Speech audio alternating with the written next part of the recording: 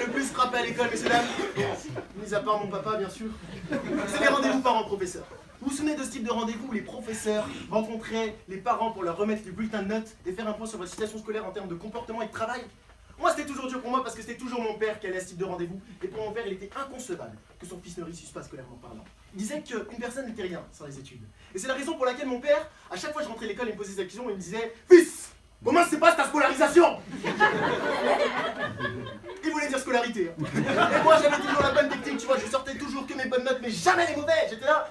Bah écoute papa, j'ai eu 19 en sport, en escalade, ça se passe plutôt bien pour moi, je touche du bois, parce que le sport c'est une matière. Moi j'attends tes notes de maths, tes notes d'histoire, tes notes de MST. De quoi papa? MST, musique et sciences de la Terre. Il voulait dire SVT mon papa.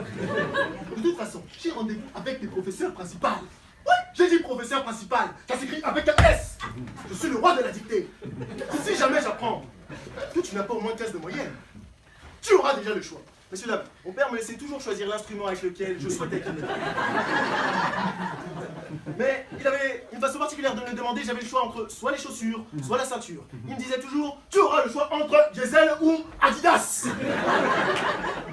Le jour du conseil de classe est arrivé, je patientais dans les couloirs avec mon père, et juste avant nous, il y avait un de mes camarades de classe qui s'appelle Romain, qui passait avec le professeur. Je pense que le rendez-vous de Romain s'est très mal passé, il était exactement dans la même situation que moi en termes de comportement et de travail, parce que quand il est sorti du rendez-vous, il s'est mis à pleurer. Son père, heureusement, l'a pris dans ses bras, il lui a dit « Mon fils, t'inquiète pas, ça va aller, tu vas t'en sortir, tu l'auras, tu vas pleurer.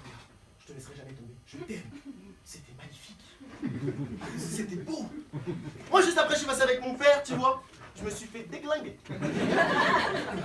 Moi aussi, à la fin du rendez-vous, je me suis mis à chialer comme une merde, je m'attendais à ce que mon père me dise qu'il m'aimait. Mon père n'en avait rien à foutre.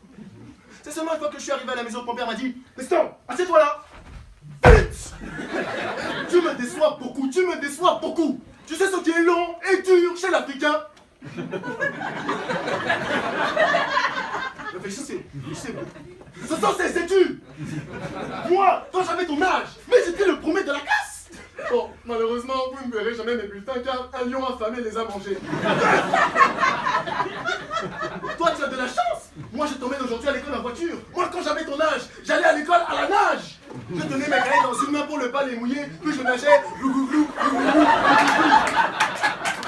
Et j'étais poursuivi par des piranhas.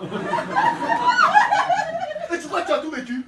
Tu me parles de tes notes de sport, d'escalade. Tu sais ce que moi je faisais avec mon père? Tous les matins, je baladais branche après branche dans les arbres pour aller chercher des fruits. Je tombais même nez à nez avec des gorilles.